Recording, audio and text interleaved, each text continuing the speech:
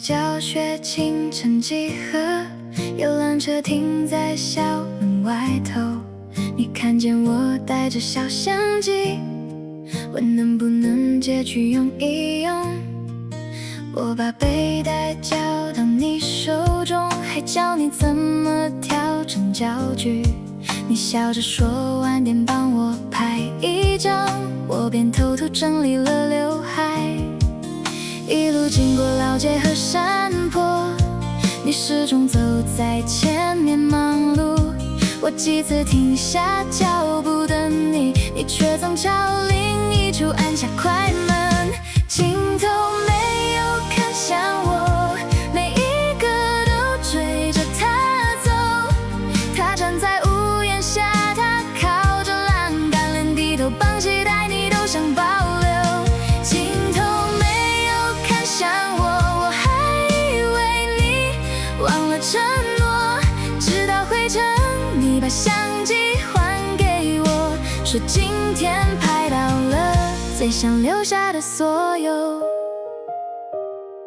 晚上我坐在书桌前，一张一张慢慢查看，有模糊的书，有倾斜的招牌，还有他笑起来的侧面。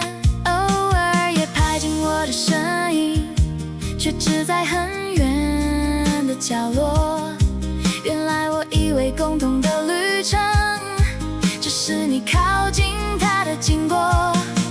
隔天你问拍得好不好，语气里藏不住期待。我把记忆卡放进一张信，说你自己挑喜欢的带走。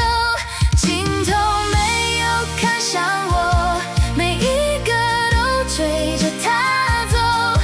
他站在屋檐下，他靠着栏杆，连低头绑鞋带你都想保留。镜头没有看向我，我还以为你忘了承诺，直到回程你把相机还给我，说今天拍到了最想留下的所有。后来你选了一张当桌布，背景是黄昏和他的轮廓。我没有问你们到了哪一步，只把那天唯一的自拍悄悄一直收藏。镜头终于看向我，是在别人拍的合影中。我站在人群最不起眼的地方，笑得像什么都没看懂。